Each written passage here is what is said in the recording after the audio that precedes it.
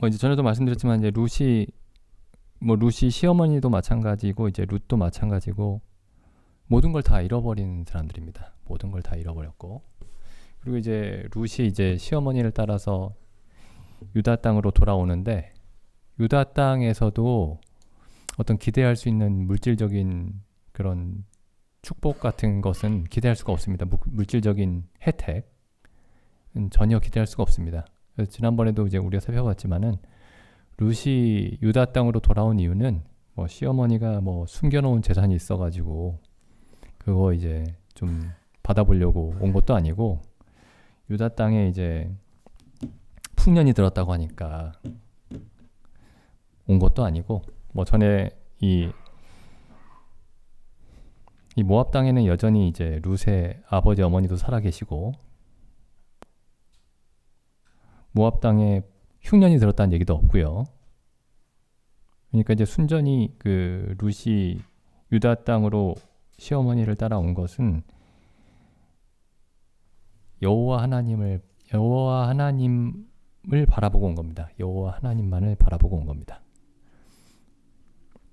그래서 이제 보아스가 이렇게 얘기를 하죠. 2장 12절에 보시면 보아스가 룻에게 여호와께서 내 행한 일을 보응하시기를 원하며 이스라엘의 하나님 여호와께서 그 날개 아래 보호를 받으러 온 내게 온전한 상 주시기를 원하노라. 룻은 여호와의 날개 아래 보호를 받으러 왔습니다. 여호와의 날개 아래. 우리가 이제 우리 삶을 돌아볼 때 우리 삶도 이렇게 이해가 되는가? 나에게 있는 것은 여호와 하나님의 날개 아래 보호하심을 받는 것 외에는 내게는 아무런 소망이 없구나. 우리에게는 아무런 소망이 없구나. 정말 우리 삶을 그렇게 이해를 하고 있는가?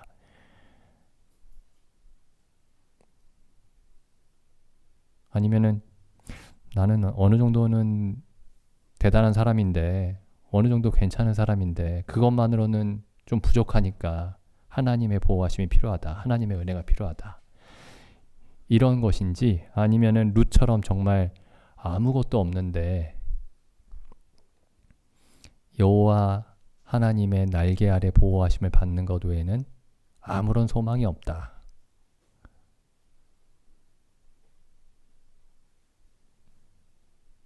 우리가 이제 어떤 마음의 상태로 하나님을 믿노라 하고 있는지, 예수 그리스도를 믿노라 하고 있는지 돌아봐야 됩니다. 정말 예수 그리스도를 믿는다면은, 정말 믿는 사람은 아무것도 없어야 됩니다. 아무런 자기 신뢰가 없어야 됩니다. 자기를 신뢰하는 부분이 하나도 없어야 됩니다. 자기에 대한 자랑도 없어야 될 뿐만 아니라 자기에 대한 신뢰도 없어야 됩니다. 자기 자신에 대해서 생각하면 사도 바울은 자기 자신에 대해서 뭐라고 얘기했죠? 내가 죄인 중에 괴순이라, 이렇게 얘기했죠. 자기 자신에 대해서만 생각하면은 자랑할 것도 없고 신뢰할 것도 없을 뿐만 아니라, 사실은 자기 자신을 생각할 때 두려움밖에 없습니다. 자기 자신을 생각할 때.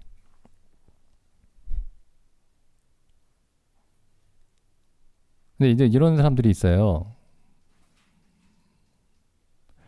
내가 좀 어느 정도 이해력이 있기 때문에, 내가 어느 정도 다른 사람들보다 좀 센스가 있기 때문에 복음을 들었을 때 내가 이해를 했고, 그래서 내가 복음을 믿었다. 내가 어느 정도 상식이 있기 때문에, 상식적인 사람이기 때문에 내가 성경을 알게 됐다. 내가 어느 정도 열린 마음을 가진 사람이기 때문에 다른 사람들은 성경에 대해서 얘기할 때 무작정 거절했지만은 나는 어느 정도 열린 사람이기 때문에 들어보고 믿었다. 그건 믿는 게 아닙니다.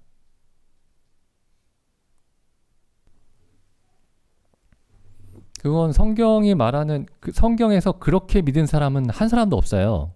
성경에서 그렇게 믿은 사람, 그렇게 해서 그리스도인이 된다. 그렇게 해서 거듭나게 된다라고 성경이 그렇게 가르치고 있지 않습니다. 어떤 사람은 열린 마음이기 때문에 그 예수님을 믿게 된다. 이렇게 얘기하는 그건 성경의 가르침이 아닙니다. 성경은 항상 뭐라고 얘기하고 있냐면은 우리가 하나님의 이렇게 얘기하고 있죠. 로마서 잠깐 가보시면은 자, 우리가 어떤 사람이었느냐? 로마서 3장 9절 보시죠. 그러면 어떠하냐? 우리는 나으뇨? 결코 아니라 유대인이나 헬라인이나 다 죄 아래 있다고 우리가 이미 선언하였느니라. 우리는 다 죄 아래 있었습니다. 다. 근데 이렇게 생각할 수 있죠. 다 죄 아래에 있기는 했지만 어떤 사람은 더 많은 죄 아래 있고 어떤 사람은 상대적으로 좀 괜찮은 사람이었고 이렇게 생각할 수도 있는데 그 다음 보시죠. 이 성경은 그런 식으로 사람을 구별하지 않습니다. 모두가 똑같이 죄 아래에 있었다. 이렇게 얘기합니다. 모두가 똑같이. 계속 읽어보겠습니다. 3장 10절. 기록한 바 의인은 없나니 하나도 없으며 깨닫는 자도 없고 깨닫는 자가 없다라는 게 이해력을 가진 사람이 없다. 이런 뜻입니다. 이해력. 지혜를 가진 사람이 없다. 지혜. 그러니까 내가 어느 정도 지혜가 있어서 어느 정도 상식적인 어떤 생각을 가지고 있었기 때문에 평소에도 내가 성경을 두고 딱 이해를 했다. 이렇게 얘기하면은 성경 밖에 있는 사람이에요. 성경 밖에 있는 사람은 없죠. 깨닫는 자도 없다. 우리에게 그 사람이 거듭나기 전에는 참된 깨달음이라는 게 없습니다. 참된 이해력이라는 게 없어요. 이거 굉장히 중요한 얘기입니다. 지금 성경이 로마서 1장 18절에서 3장 20절까지 하고 있는 일이 뭐냐면은 사도 바울이 우리 자신에 대한 모든 지혜와 능력에 대한 거짓 신뢰, 망상을 다 부수는 일을 하고 있는 겁니다. 근데 어느 정도 자기 지혜를 남겨놓고 복음을 믿어요, 사람들이. 어느 정도 자기 선함이 남아있는 상태에서 복음을 믿습니다. 자기 선함이 완벽하지 않기 때문에. 예수님의 십자가가 완벽하게 해주시는 거죠. 부족한 부분을 채워주는 겁니다. 그렇게 복음을 받아들여요. 완벽하게 죄인이어야 됩니다. 완벽하게. 그래야 성경이 말하는 죄인이에요. 선함과 의로움이라고는 전혀 털끝만큼도 없는 죄인이어야 성경이 말하는 죄인입니다. 머리끝부터 발끝까지 죄인이어야 죄인입니다. 죄가 하나만 있어도 죄인이다. 물론 그것도 성경에 있는 논리죠. 근데 그 말은 하나만 있는 사람이 있다는 뜻이 아닙니다.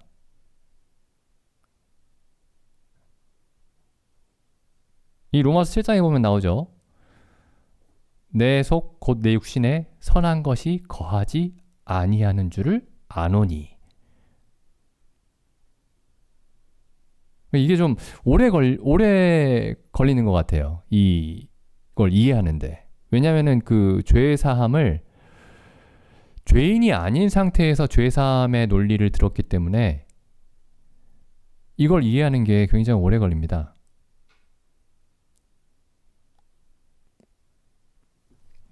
계속 읽어보겠습니다. 의인은 없나니 하나도 없으며 깨닫는 자도 없고 하나님을 찾는 자도 없고. 근데 이 말씀을 읽으면서 그래도 나는 어렸을 때부터 하나님을 찾았는데 그런 생각이 들면은 죄인이 아닌 거예요. 죄인이었던 적이 없었던 겁니다. 지금 여기에 있는 모든 말씀들이 완전히 동의가 돼야 돼요. 완벽하게. 이거 약간 과장 아닌가? 이런 생각 들면은 성경을 좀 자세히 다시 봐야 됩니다. 이건 나에 대한 얘기는 아니고 세상의 모든 사람을 이렇게 다 모아서 하시는 말씀이기 때문에 이런 얘기가 나온다. 이렇게 생각하면 안 되고 나 자신에 대한 얘기입니다. 하나님을 찾지 않았어요. 하나님이 주신다고 하는 어떤 행복을 찾았지 하나님을 찾은 적이 없습니다. 하나님이 주신다고 하는 천국을 찾았지 하나님 자신을 찾지 않았습니다. 이게 얼마나 이게 무례한 일이냐면은 우리가 어떤 사람을 만날 때 그 사람을 좋아해야 되는데 그 사람이 나에게 주는 뭔가 선물만 기대하면서 어떤 사람을 만나면 굉장히 무례한 거죠. 내가 어떤 사람을 만나는데 상대방이 나에게 나 자신에는 관심이 없고 내가 그 사람에게 주는 어떤 선물들에만 관심이 있다라고 한번 생각해 보십시오. 그 사람 안 만나겠죠? 근데 사람들이 하나님에 대해서 이렇게 합니다. 기독교인들이. 그러면서 하나님을 믿는다고 그래요. 지옥에 안 가려고 예수님을 믿었는데 그건 예수님을 구한 게 아니죠. 지옥에 안 가기를 구한 거지 예수 그리스도를 구한 게 아닙니다.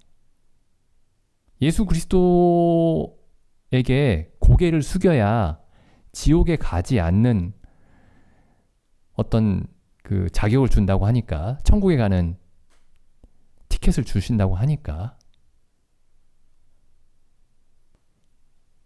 그건 예수 그리스도를 믿는 게 아니고 하나님을 믿는 게 아니고 오히려 모독하는 거죠. 아예 하나님이 없는 것 같다. 예수님에 대해서 잘 못 믿겠다. 이렇게 말하는 게 차라리 낫습니다. 그건 모독하는 건 아니잖아요. 적어도 잘 모르겠다. 12절 다 치우쳐 한 가지로 무익하게 되고 선을 행하는 자는 없나니 하나도 없도다.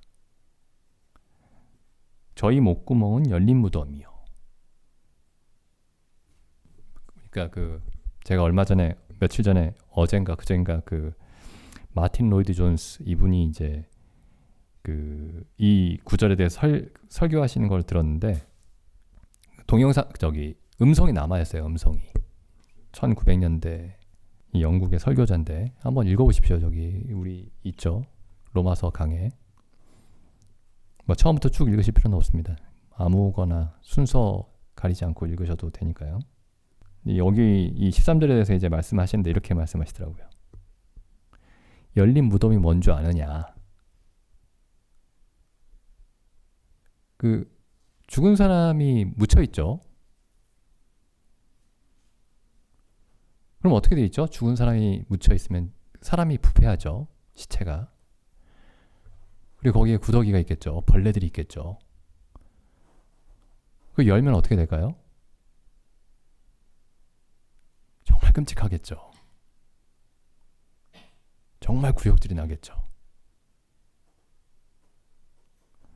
근데 우리 목구멍이 열린 무덤이랍니다. 그렇게 설명하시더라고요.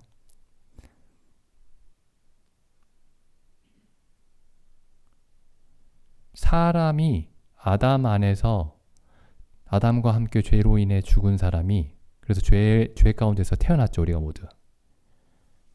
하나님의 은혜가 없이 사람이 있는 그대로 남겨진다면 모든 사람의 목구멍이 이런 열린 무덤이라는 겁니다.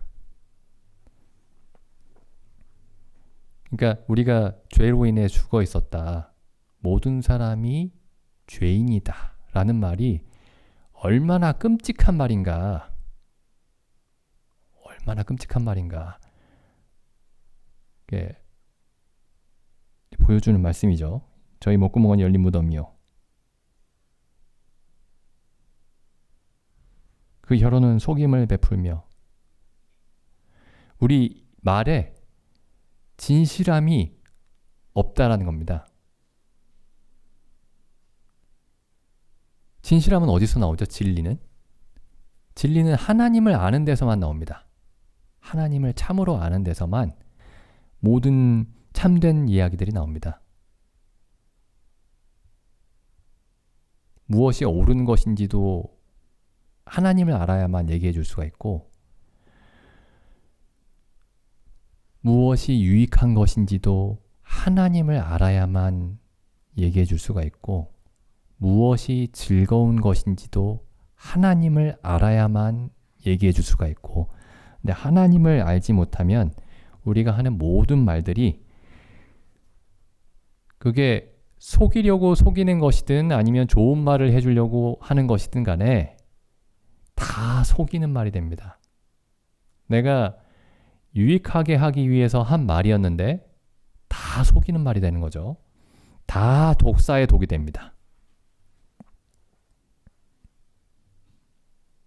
이게 지금 아무것도 없는 사람의 상태입니다. 아무것도 없는 사람. 그래서 이 사람은 지금 만약에 우리가 이 3장 10절에서 3장 18절까지 여기 이 말씀에 우리가 본래 이런 사람이다. 본래는 이런 사람이다. 내가 본래 이런 사람이다. 하나님의 은혜가 없으면 그리스도의 피와 그리스도의 피의 공로와 그리고 그리스도의 피를 근거로 우리에게 보내주신 성령이 계시지 않다면, 성령이 우리 안에서 일하고 계시지 않다면 나는 이런 사람이다. 이게 지금 아무것도 없는 사람의 모습이죠. 이게 룻의 상태입니다. 룻이 자기 자신을 이해하고 있는 상태입니다. 아무것도 없다. 하나님의 날개 아래 보호하심을 받고 하나님의 날개 아래, 여호와의 날개 아래서 은혜를 입는 것이 없다면 나에게는 아무것도 없다. 그러니까 이게 어떤 거짓 겸손 같은 게 아닙니다. 자기를 일부러 낮추는 겸손이 아니에요. 그리스도인이 말하는, 성경이 말하는 그리스도인의 겸손은 자기를 일부러 낮추는 게 아닙니다.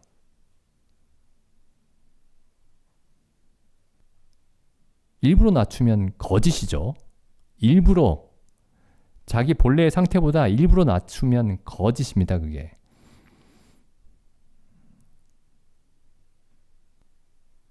근데 내가 어떤 사람이었느냐 하면은, 내가 본래 어떤 사람입니까 하나님? 이렇게 질문하면 하나님이 십자가에 달린 그리스도를 보여주시죠. 하나님의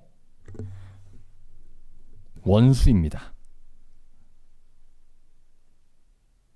이 모압 사람들이, 모압 백성이 하나님의 원수였죠. 이스라엘 백성이 이제 애굽을 탈출해서 가나안 땅으로 들어가는데 모압 사람들이 전쟁을 벌였죠. 감히. 이 모압 사람은 하나님의 원수입니다. 그래서 이 모압 여인으로서 유다 땅에, 이런 모압 여인으로서 유다 땅에 온 거죠. 그래서 우리가 우리 자신을 그렇게 이해를 해야 됩니다. 언제까지? 추수가 끝날 때까지. 추수가 끝날 때까지. 우리 자신을 죄인으로 여기자는 말씀이 아니고요. 여전히 내가 하나님의 진노 아래 있다. 이렇게 여기자는 말씀이 아니고, 아무런 여호와의 날개 아래서 여호와의 축복을 받을 아무런 자격이, 근거가 없는 사람으로 여겨야 된다는 거죠. 우리 자신을. 그래야 보아스를 만날 수 있습니다. 룻기 다시 한번 가보겠습니다. 룻기.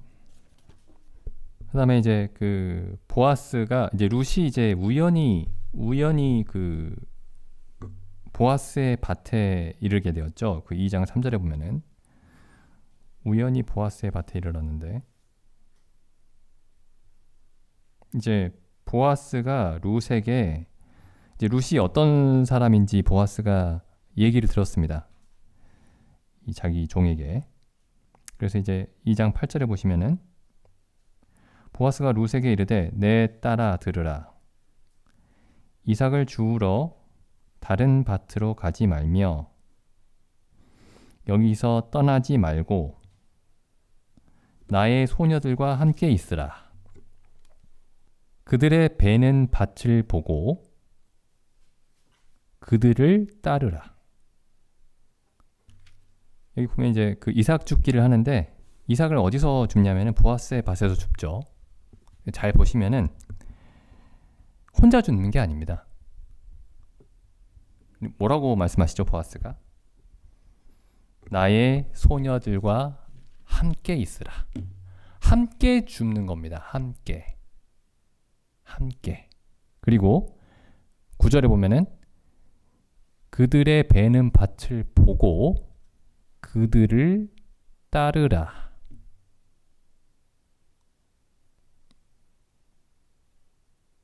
그래서 이 얘기를 듣고 이제 이 룻이 시어머니에게 가서도 그 얘기를 하죠. 21절에 보면은 모압 여인 룻이 가로되 그가 내게 또 이르기를 내 추수를 다 마치기까지 너는 내 소년들에게 가까이 있으라 하더이다.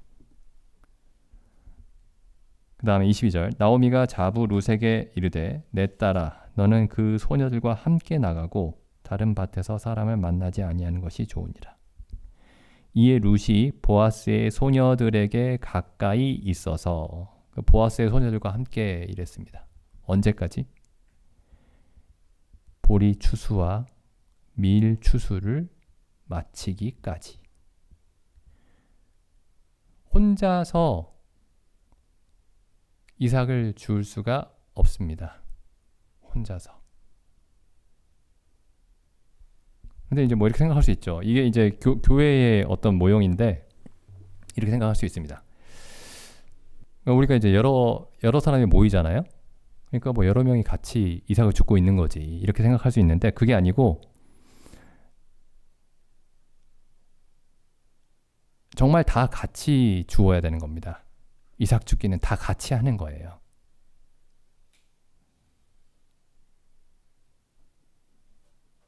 뭐 학원이나 학교에서처럼 어떤 지식을 배워가지고 가면 그건 함께 하는 게 아닙니다.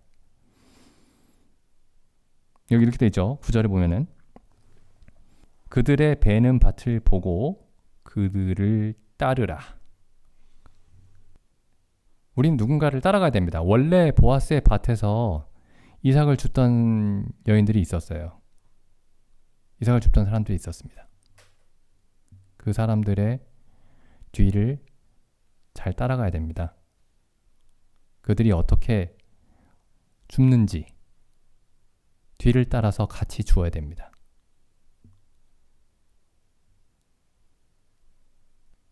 이렇게 적용해 볼 수 있죠.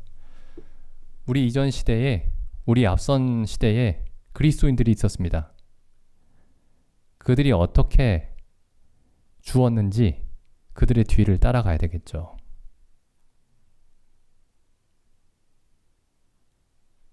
우리만 교회다. 혹은 성경이면 충분하다. 물론 성경이면 충분합니다. 성경이면 충분하죠. 근데 성경이면 충분하다고 하면서 성경을 잘 이해를 못합니다. 다른 그리스도인들을 봐야 돼요. 앞선 그리스도인들을 봐야 됩니다. 근데 우리가 이제 앞선 그리스도인들을 보면 볼수록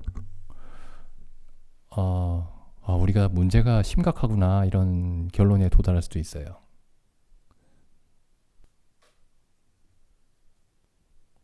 그 느헤미야에 보면은 에스라죠, 에스라. 에스라에 보면 이제 성전이 다 무너지고 나서 성전을 다시 건축을 하기 시작합니다. 에스라에서. 이제 바빌론에서 포로가 됐던 사람들이 돌아왔죠, 일부가. 그래서 이제 예루살렘에 성전을 다시 건축을 하는데 성전 터를 이제 건축을 마쳤습니다. 잠깐 찾아가 볼까요? 에스라에. 에스라 3장에 보시면 에스라 3장 8절에 보시면 이제 성전 건축을 시작하다 이렇게 돼 있죠. 3장 8절에 그 제목에 예루살렘 하나님의 전에 이른 지 2년 2월에 그러니까 이제 예루살렘에 그 포로들이 돌아왔습니다. 바벨론에 갔던 포로들이 일부가 돌아왔는데 돌아온 지 2년 2월이 지났을 때에 건축을 시작을 했습니다. 10절 건축자가 여호와의 성전에 지대를 놓을 때에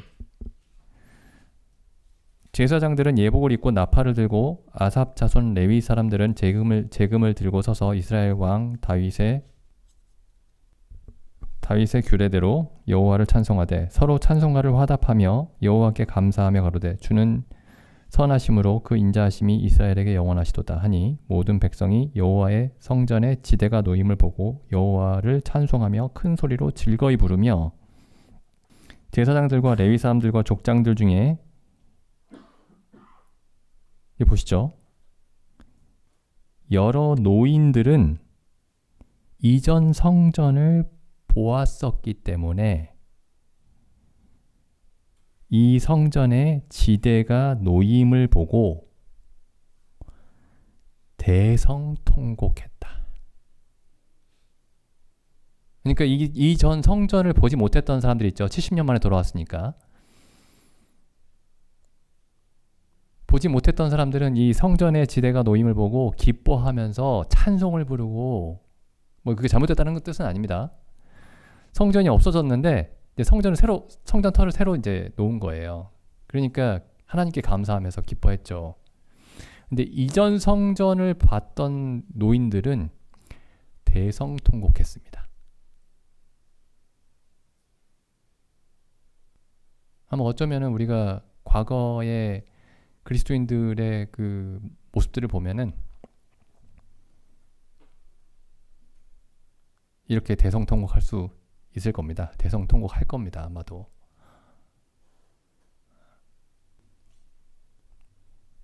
어쨌든 우리가 그 추수가 끝날 때까지 이 이삭을 주어야 되는데 기존에 있던 그 이삭을 줍는 사람들과 함께 이삭을 주어야 됩니다. 그들을 따라가면서 그들과 함께 있으면서 그들이 먼저 와 있었죠.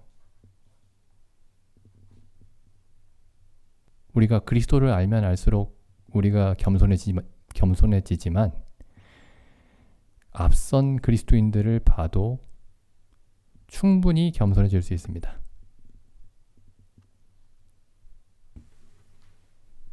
그 다음 여기 룻기 또 보시면 이제 또 여기 보아스의 밭에 있던 다른 소녀들이 이전 시대의 그리스도인들이기도 하지만은 우리 이제 같은 시대에 같은 교회의 성도들이기도 하죠. 같이 이삭을 주어야 됩니다. 같이 이삭을 주어야 되는데 여기 잘 보시죠. 이 룻만 모압 여인입니다. 룻만. 나머지는 다 유다의 여인들이에요. 그럼 어떤 마음으로 룻이 여기 있을까요? 다른 여인들은 본래 하나님의 백성입니다. 자기만 아니에요. 그래서 여기 룻이 이렇게 얘기하죠. 룻기 2장 13절에 보면은 룻이 가로되 내 주여 내가 당신께 은혜 입기를 원하나이다. 나는 당신의 시녀 가운데 하나에도 미치지 못하지만 이렇게 얘기하죠. 우리가 교회에서 어떻게 다른 소녀들과 이삭 주기를 하는데 어떤 마음으로 있어야 되느냐? 내가 다른 성도들 중에 하나와 같지 못하다. 이렇게 느껴야 됩니다.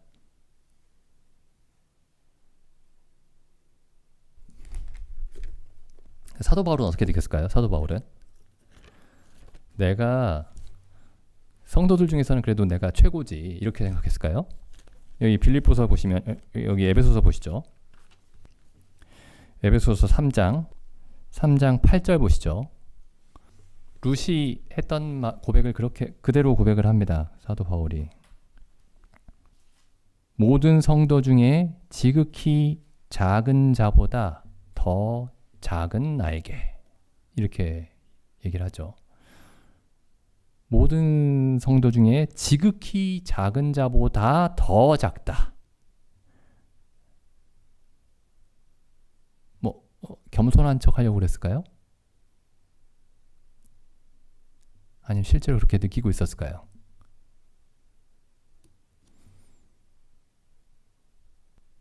원래 더 큰 사람이 작은 사람들을 인도해야 되는 거 아닌가요? 큰 사람이 작은 사람들을 가르치고 이끌어야 되는 거 아닌가요? 모든 성도보다 지극히 작은 자보다 더 작은 사람이 온 교회의 사도가 되고 그렇게 할 수 있을까요? 이 누가복음 보시죠. 누가복음에 보면 또 그런 말씀이 있습니다. 누가복음 15장 탕자의 비유, 유명한 탕자의 비유 있죠. 탕자의 비유, 이제 그 아버지에게 재산을 반을 달라고 그래가지고 나가서 이제 탕진하고 돌아왔는데, 이제 돌아갈 생각을 하면서 이렇게 얘기하죠. 그 15장 17절에 보면은, 누가복음 15장 17절에 보면은, 이에 스스로 돌이켜 가로되 내 아버지에게는 양식이 풍족한 품꾼이 얼마나 많은고 나는 여기서 줄여 죽는구나. 그다음 뭐라고 하냐면은, 내가 일어나 아버지께 가서 이르기를 아버지여 내가 하늘과 아버지께 죄를 얻었사오니 지금부터는 아버지의 아들이라 이름을 감당치 못하겠나이다. 품꾼의 하나로 보소서. 그리고 21절에서도 이렇게 얘기하죠. 아들이 가로되 아버지여 하늘과 아버지께 죄를 얻었사오니 지금부터는 아버지의 아들이라 일컬음을 감당치 못하겠나이다. 내가 돌아왔으니까 하나님의 자녀죠.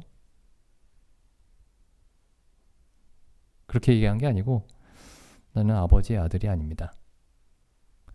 근데 아버지께서 아들로 대우해 주신 거죠. 아들로 받아주신 겁니다. 아버지께서. 근데 이제 아버지가 이렇게 했죠. 그 22절에 보면 아버지는 종들에게 이르되 제일 좋은 옷을 내어다가 입히고 손에 가락지를 끼우고 발에 신을 신기라. 그리고 살진 송아지를 끌어다가 잡으라. 우리가 먹고 마시자.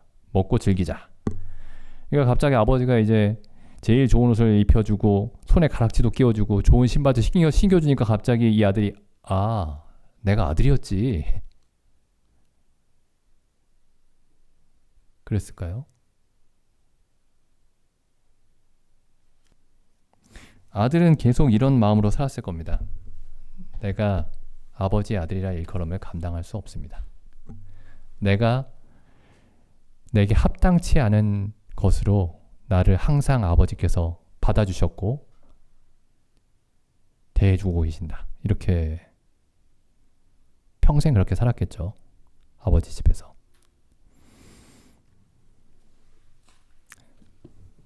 또 한 말씀 보겠습니다. 빌립보서 2장 1절입니다. 그러므로 그리스도 안에 무슨 권면이나 사랑의 무슨 위로나 성령의 무슨 교제나 긍휼이나 자비가 있거든 뭐 이런 게 있으면 그냥 하면 되는 거 아닌가요? 그냥 하면 되는 게 아니고 2절에 마음을 같이하여 같은 사랑을 가지고 뜻을 합하며 한 마음을 품어 아무 일에든지 다툼이나 허영으로 하지 말고 오직 겸손한 마음으로 각각 자기보다 남을 낮게 여기고,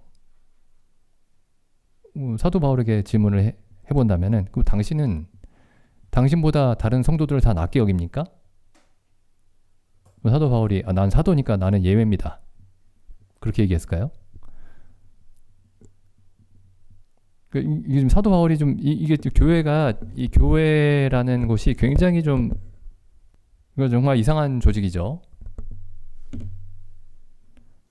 서로가 각각 자기보다 남을 낮게 여기고 또 사도가 모든 성도 중에 지극히 작은 자보다 더 작은 사람으로 스스로를 그렇게 여기고 있고, 근데 그런 사람이 어떻게 가르치죠? 여기 마태복음 20장 보겠습니다. 마태복음 20장 25절 보시죠. 예수께서 제자들을 불러다가 가라사대 이방인의 집권자들이 저희를 임의로 주관하고 그 대인들이 저희에게 권세를 부리는 줄을 너희가 알거니와 너희 중에는 그렇지 아니하니 너희 중에 누구든지 크고자 하는 자는 너희를 섬기는 자가 되고 너희 중에 누구든지 으뜸이 되고자 하는 자는 너희 종이 되어야 하리라. 그래서 큰 사람이 섬기는 자가 됩니다. 그러니까 사도 바울이 자기를 모든 성도 중에 가장 작은 자로 여기고 있었던 거죠. 그럼 그게 내가 제일 큰 자다 그런 뜻인가요?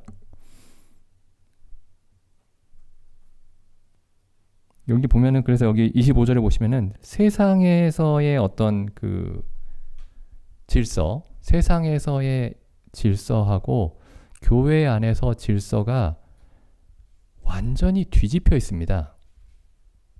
세상의 어떤 그 질서의 논리로는 설명이 안 되는 곳이에요, 교회가. 주님이 죄인 중에 괴수를 교회를 핍박한 자를 데려다가 그 이방인의 사도로 교회의 사도로 세우셨습니다. 그래서 사도 바울이 뭐라고 얘기하냐면 내가 부득불하고 있다. 이렇게 얘기하죠.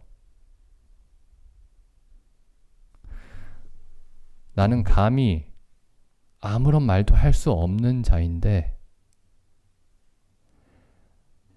그리스도께서 나를 사도로 부르셨기 때문에 부득불하고 있다. 이렇게 얘기하죠. 사도 바울이 이렇게 얘기하고 있지 않습니다. 내가 성경을 제일 많이 알고 있으니까 내가 워낙에 원래도 학문에 능한 사람이니까 내가 원래 의로운 사람이니까 그냥 내가 가르쳐야지. 내가 권면해야지. 내가 인도해야지. 이렇게 얘기하고 있지 않고 나는 그 일을 할 수 없는 사람이지만은 그리스도께서 명령하셨기 때문에 그 일을 한다. 이렇게 얘기를 합니다. 그래서 여기 그 룻이 유다의 여인들 가운데서 하나님의 백성의 여인들 가운데 속해가지고 이삭을 죽고 있는데 그게 어떤 심정이었을까? 야, 나는 여기 있으면 안 되는 사람인데 나는 다른 유다 여인들과 비교할 수 없는 사람인데 하나님께서 내게 은혜를 베푸셔서 내가 여기서 이삭을 주울 수 있구나. 근데 이제 이런 그 룻과 같은 마음을 가진 사람들이 모인 곳이 교회입니다.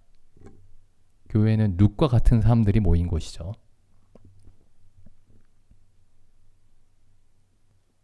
그리고 그 사람들이 다 같이 이삭을 줍는 겁니다. 다 같이.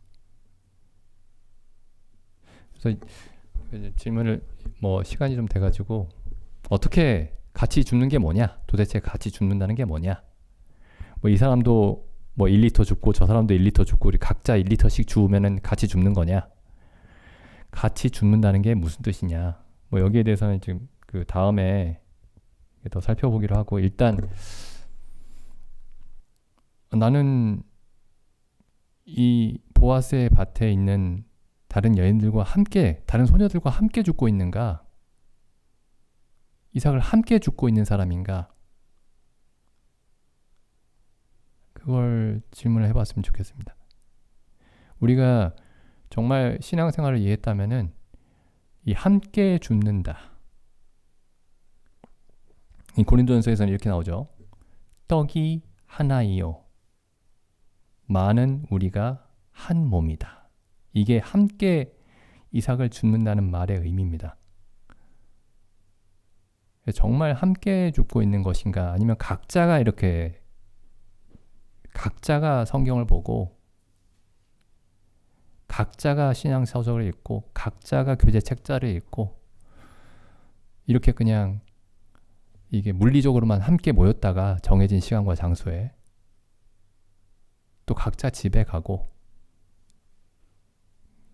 이렇게 하고 있는가? 아니면은 떡이 하나이요 많은 우리가 한 몸이다 라는 말씀이 우리에게도 그게 정말 구체적인 것인가?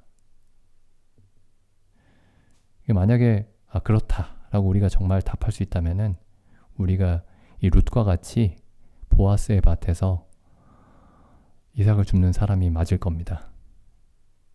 우리가 그렇게 그런 사람인지 한번 점검해 봤으면 좋겠습니다. 기도드리고 마치겠습니다.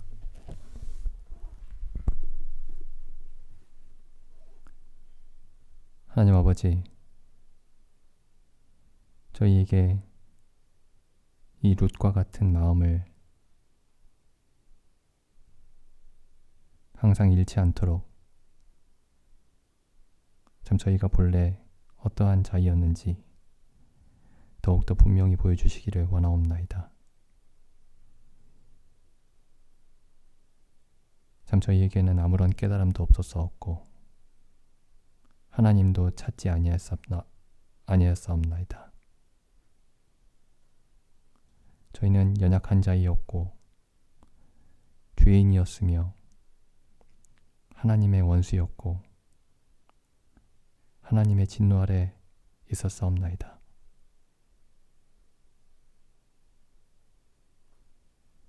참 십자가에서 하나님의 모든 저주와 진노를 당하신 그리스도를 보고